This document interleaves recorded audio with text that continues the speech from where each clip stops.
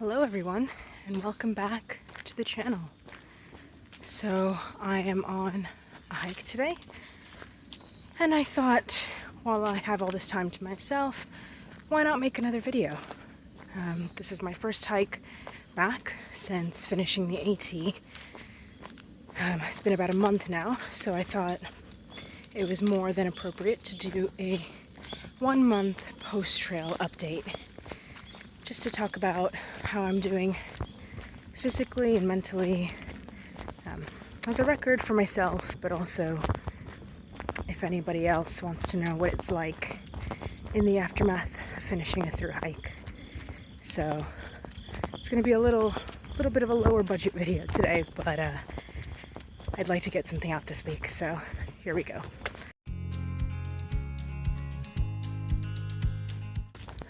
Before we start the video, however, I do want to say a word about everything that's going on in the South right now in the States. So as you probably have heard, Hurricane Helen came through about a week ago now and has caused widespread devastation to the region. There are entire towns without power, water. People's homes, businesses have been destroyed, and I know, at least amongst the AT community, this has been incredibly difficult for people.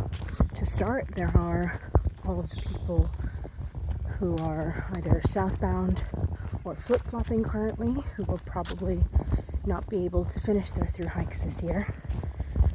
And it's looking likely that anyone who wants to start a thru in 2025 is also going to have some difficulty, considering that a third of the trail is currently closed.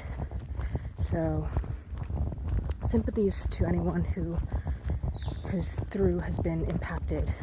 However, I think that most importantly, we need to be thinking about the towns and the people that have been impacted by this. Not just because a lot of the beloved trail towns that you go through while on the AT have been impacted, but also just the incredible other amount of communities that have been affected by this. So I guess really, in the spirit of trail magic, I urge you to look into donating to any one of the many organizations that are either sending money, supplies, or providing assistance in clearing these towns. Please consider donating to them.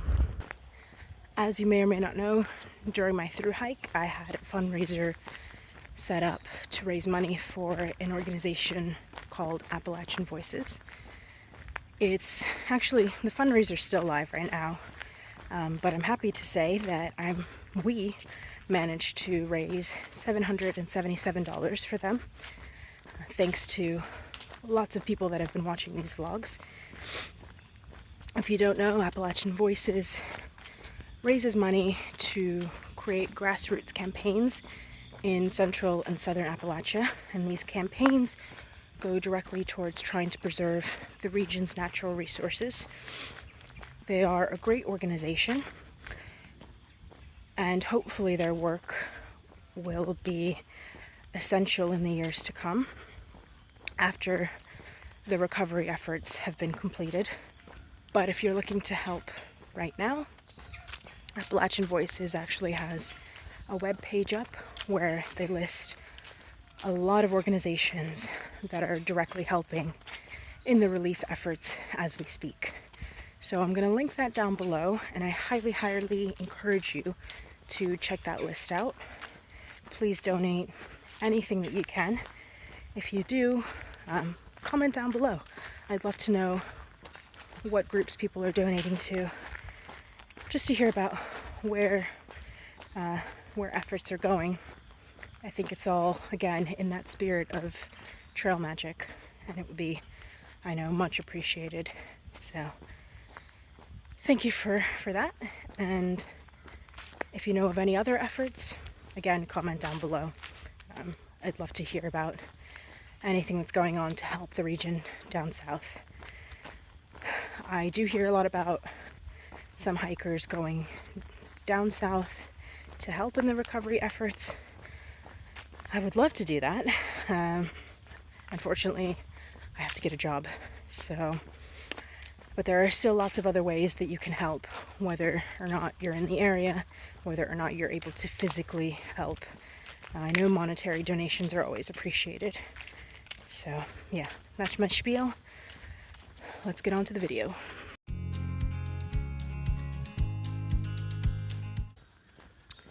Okay, so update time. So like I said before, I'm on my first hike back after finishing the AT. I think it's no surprise to people that during a thru hike you put your body through just an extreme amount of stress and pain. It's funny because I was actually, yesterday I was filling out the 2024 hiker survey from the Trek website, and one of the questions on there was, did you experience any injuries on the trail, and what did you do about them? Like, did you hike through them? Did you take time off? And Tribute and I sat there for a bit thinking, well, what really constitutes an injury? Because we both had, and I know other people as well, had a bunch of aches and pains that, I don't know, it's kind of hard to gauge the scale of an injury once you start through hiking, because your mind really chooses to evaluate injuries differently, I think, in that kind of context. So I don't know, I don't know how much I talked about them whilst I was on trail, but let me give you a quick rundown, I think, of every ache and pain that I experienced on the trail. Let's see, there was my feet. So I think by week 3, I started feeling numbness in one of my big toes, and that never went away. I still have it currently. At some point, it also spread to the other foot as well, so I just had generalized numbness in both of my feet. I talked to a lot of other people who experience that as well. I think it's something called Christmas toes, where the numbness should go away by Christmas time, so fingers crossed. I also had a little bout of plantar fasciitis around Pennsylvania. That was when I got a new set of shoes that didn't exactly agree with me. So I dealt with that for about a month, I want to say, and that eventually went away once I switched back into another pair of shoes that agree with my feet a little bit more. In terms of my legs and my hips, obviously I had generalized pain from just hiking that many miles a day. Sometimes I had occasional tightness behind my knees, but I was able to just sort of walk through that. It kind of came and went. In terms of my hips, I was actually quite worried before I went on trail, because my left hip has always been quite tight. It's always given me some problems, and I was worried that that was going to impact my hike. Surprise, surprise, it wasn't my left hip, it was my right hip that out of nowhere started to just seize up on me. So if you watch the vlogs, you know that very nearly took me off trail. I think I was just putting a lot of strain on my pelvis from tripping so many times. And basically every step that I took sent pain down my lower spine and along the front, like groin area. So I think that pain lasted around 400 miles, around a month, before I was really able to stretch it out properly. I was trying a lot of different things. I wasn't sure if I should strengthen it or stretch it. So I think that's why it took so long for that to recover. And that was, I think, my biggest hurdle on trail, was just this hip pain on my right side. But I'm very, very thankful that I was able to ease myself out of that. Let's see, what else? There was also a period of time where I think maybe the weight of my pack was getting to be a lot, because every time I would lift it onto my shoulders and kind of stretch out, I felt a pain under my chest, just like a tendon was either kind of popping or I don't know, something like that. So for a while I tried to be really careful about how I put my pack on. Even just turning around, I felt a little twang sensation underneath my rib. I think that lasted about a month as well. Later on my other rib, that was where sometime in the whites, I fell forward and basically slammed my garment into my ribs.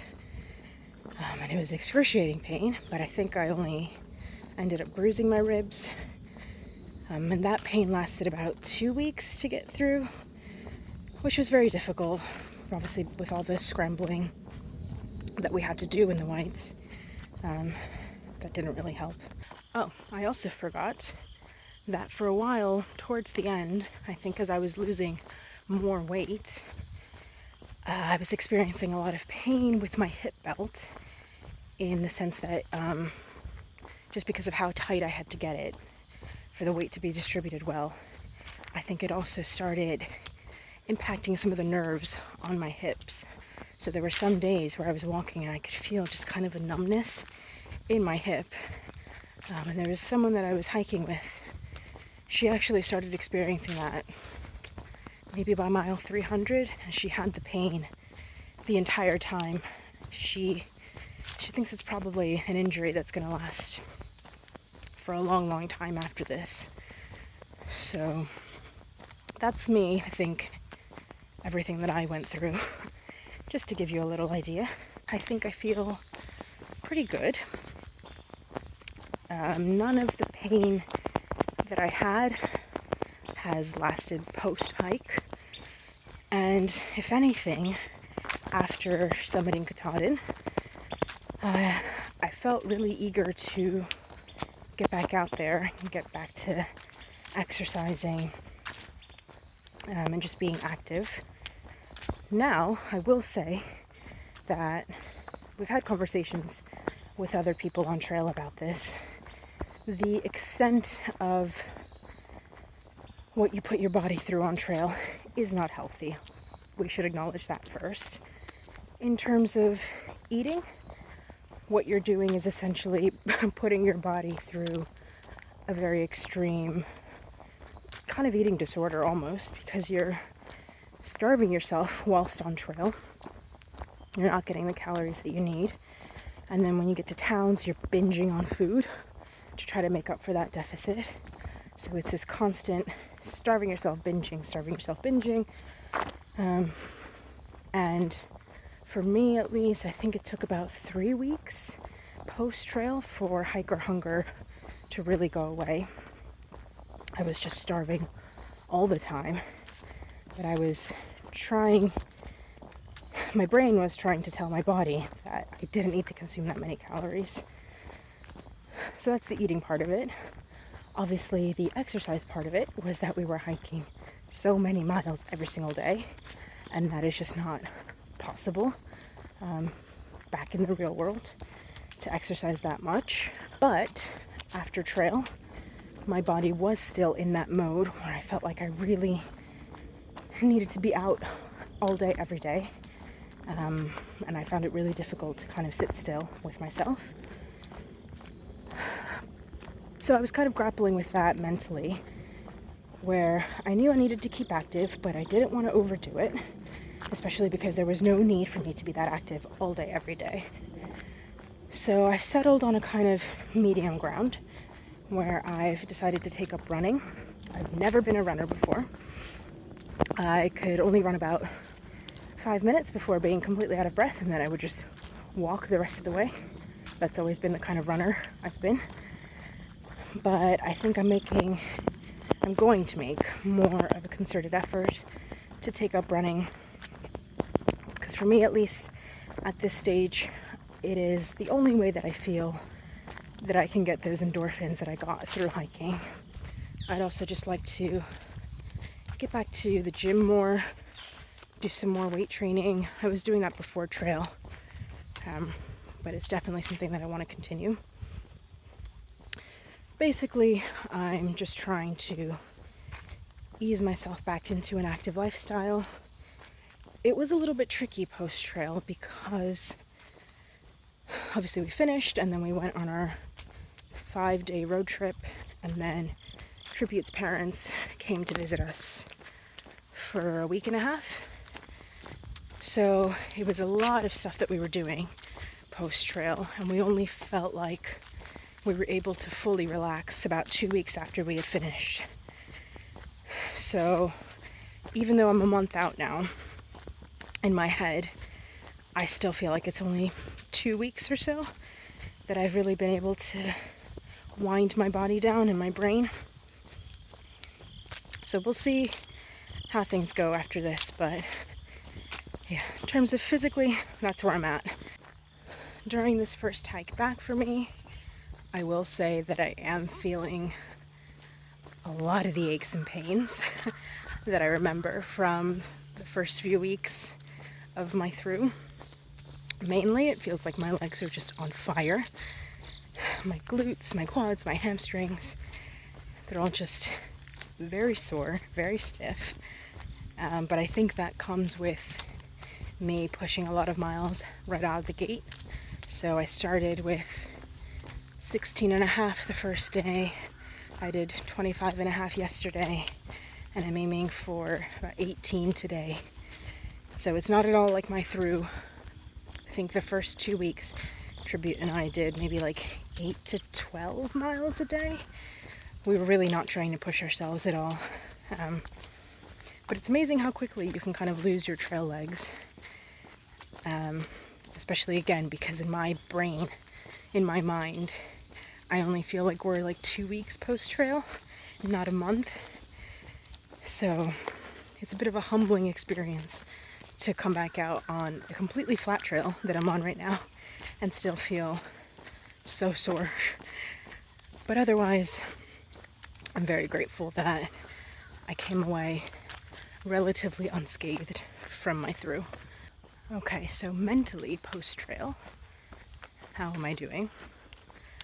I think that is a whole different question, set of answers.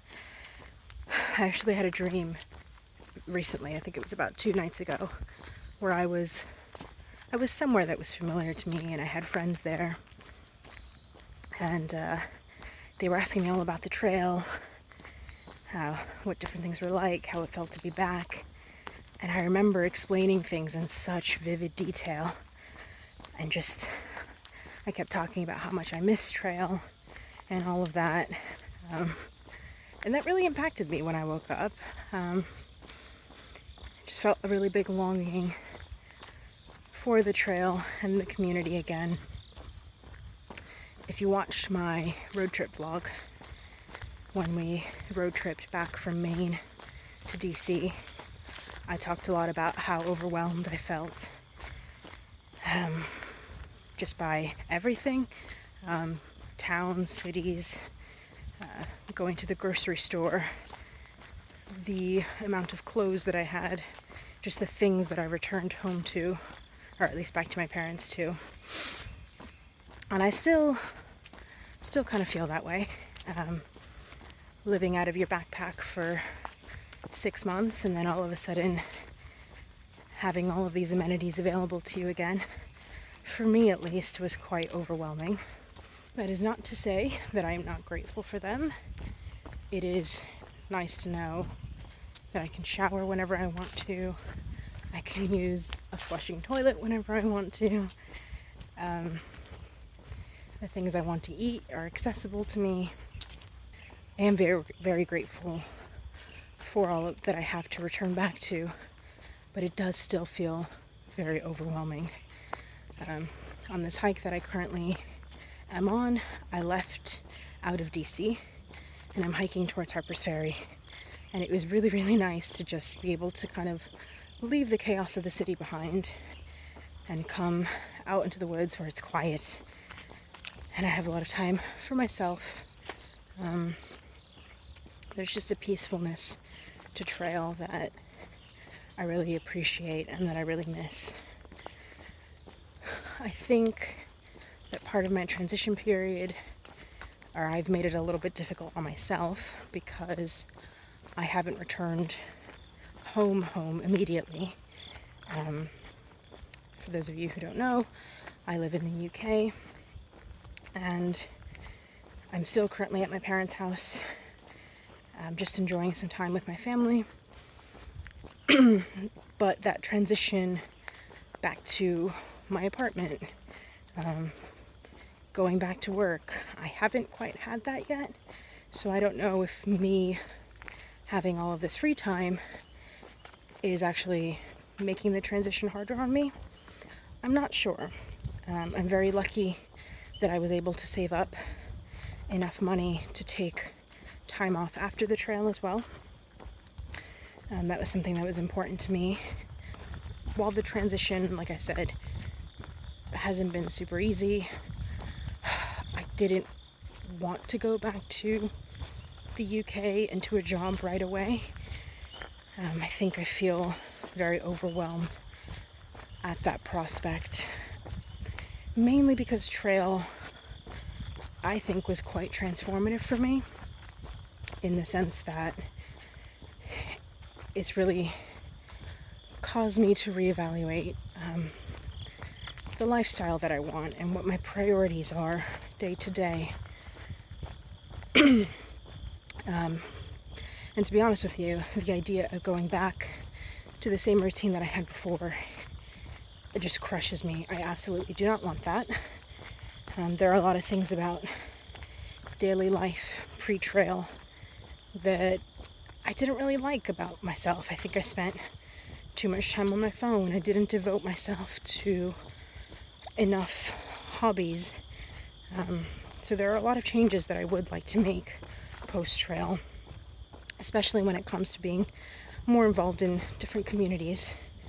The trail community was amazing, but there are so many other hobbies that I'm interested in. So just trying to find those other communities, I think, would be beneficial to me. So I think it's going to take me some time to figure out what I want to do, both in the short and long term. But I'm trying to think of all of this not as the end of trail. I know it sounds really cheesy, but like the end of trail is just the beginning of something new. So I'm really trying to embrace all that I've learned on trail, the new experiences that I've had, the new appreciations and realizations that I had for different things. I'm really trying to embrace that in moving forward.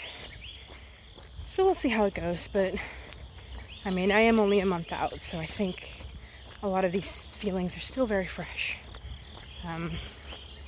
So we'll see how it goes.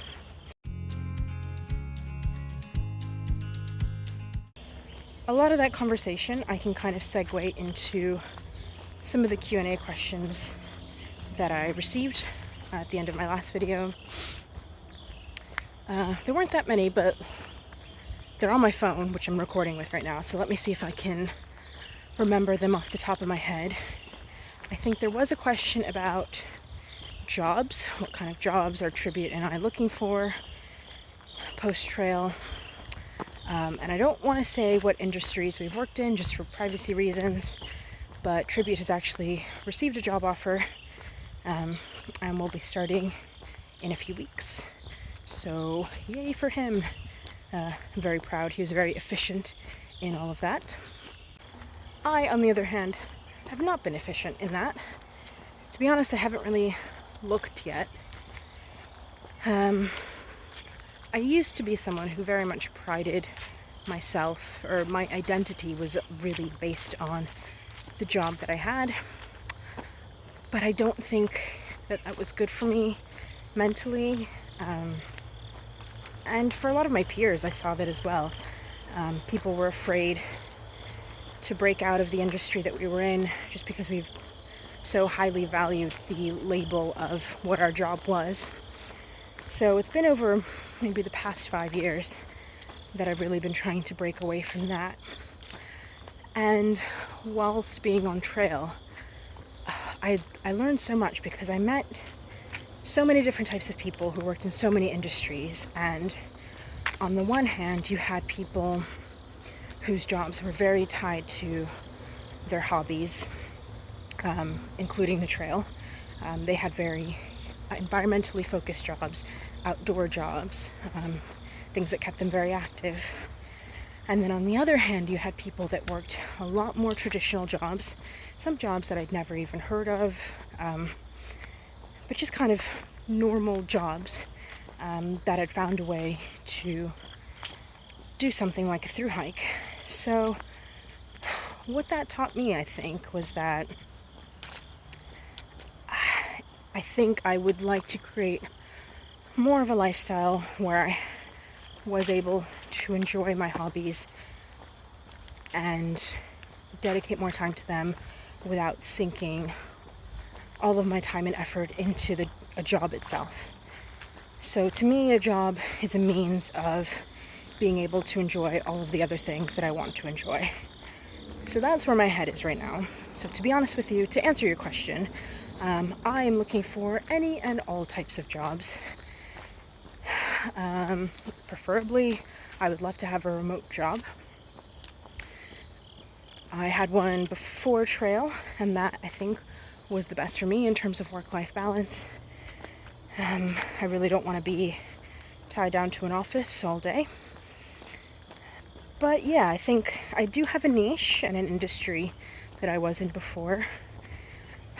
But because I'm so open to lots of other jobs now, I'm finding it a bit difficult to apply for things. I think the more opportunities that I have, or that I think I have, the more overwhelmed I feel. So we'll see how that goes.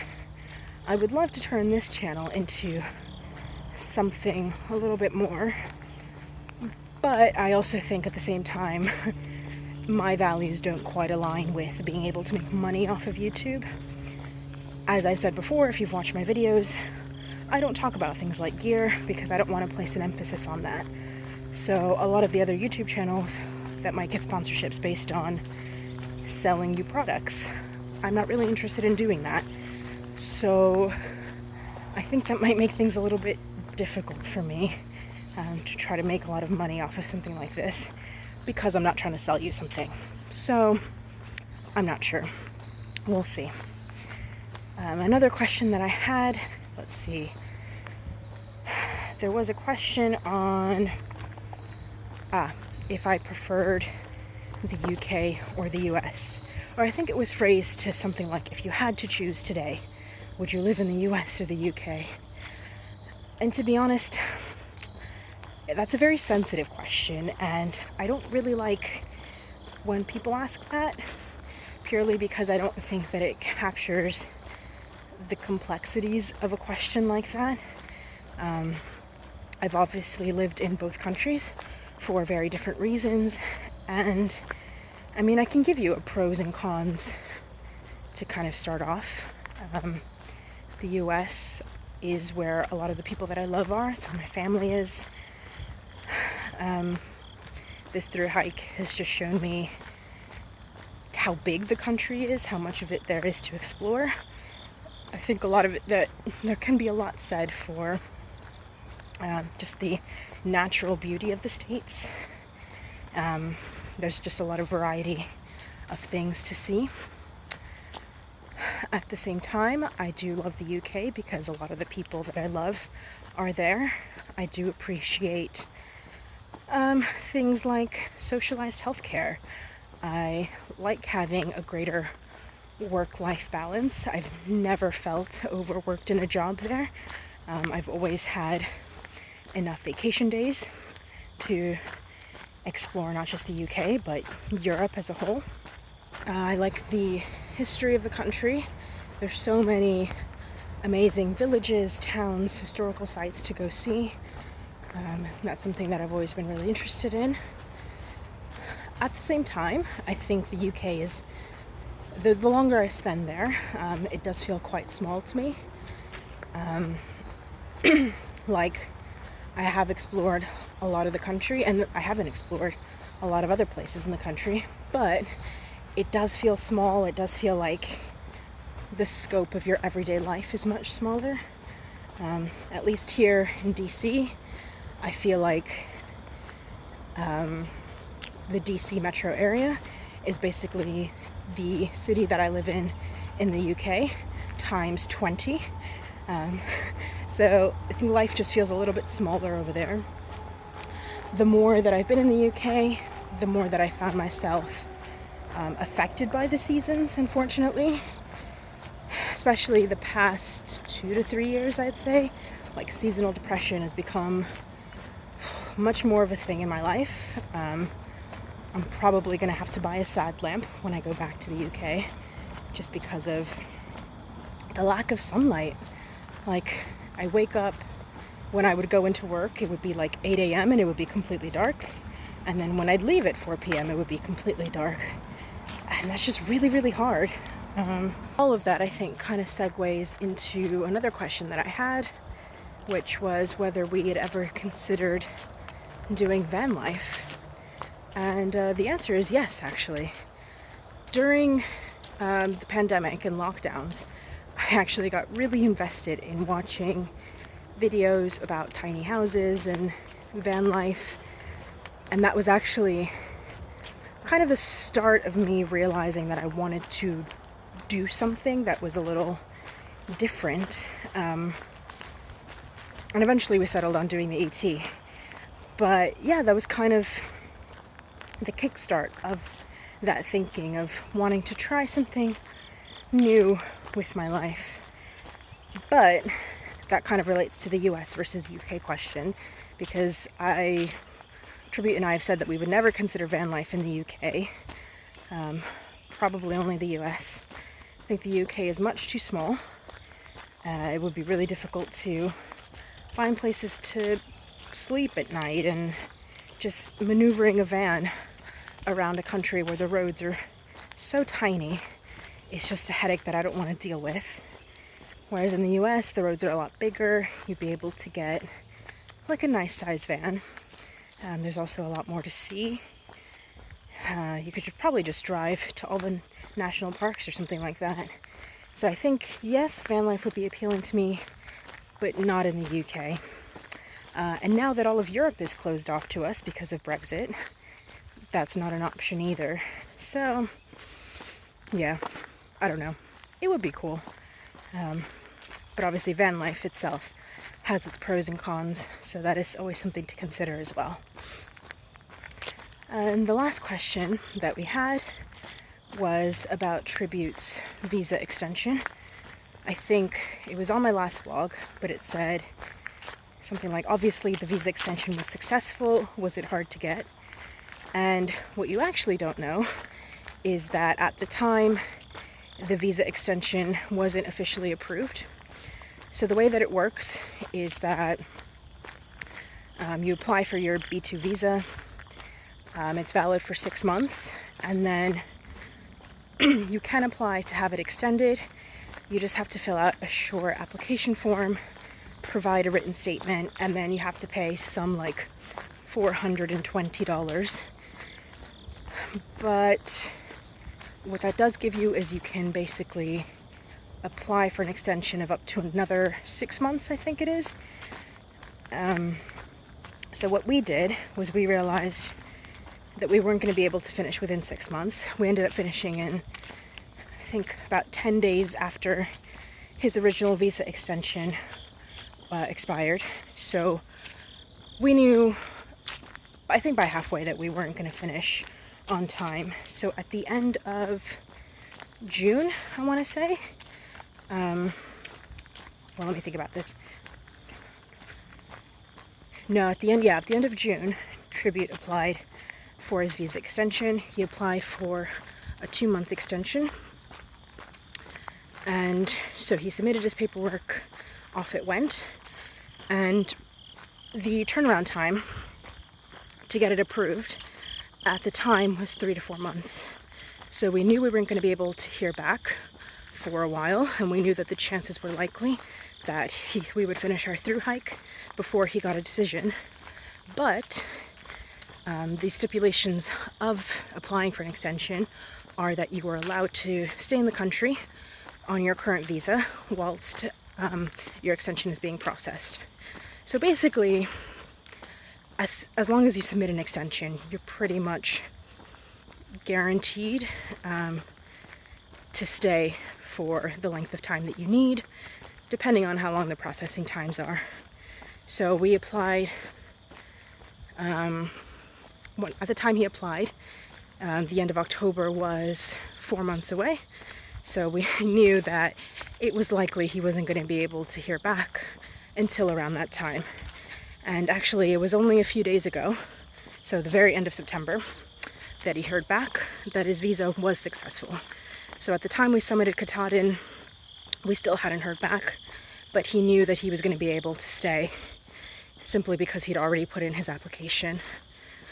So I think it is expensive, but I think if you are coming from abroad to do the AT or the PCT or the CDT, that is a valid option. If you don't think you're going to be able to do it in 6 months and you want a little bit more time, it's a lot cheaper to pay the $420 than it is to leave the country and come back, because, I mean, you may or may not know this, a lot of people have been giving false information, but you can't simply go to Canada or Mexico to reset your visa. You have to go, I think the Caribbean is the closest place that you could fly to reset it. So yeah, just jumping over the border wouldn't count. So, you know, that is a lot cheaper of an option to do, and it basically guarantees that you're going to be able to stay for the amount of time that you requested, unless it's something like 6 months additional time. But yeah, so we are glad that that worked itself out, and the process was pretty simple. The application was just a reiteration of basic information that you already would have provided in your original B2, so nothing additional, and it was something that we were able to do from trail, just stopping in a trail town. So that is everything, I think. That is my 1 month update. That is some of the questions that have been answered, and I think that's it for now. Thank you for watching this video. Apologies if it is as chaotic to you as it feels to me.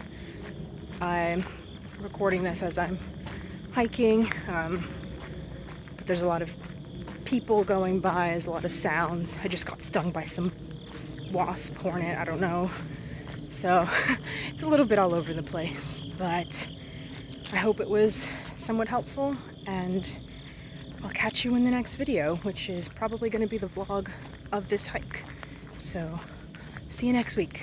Bye.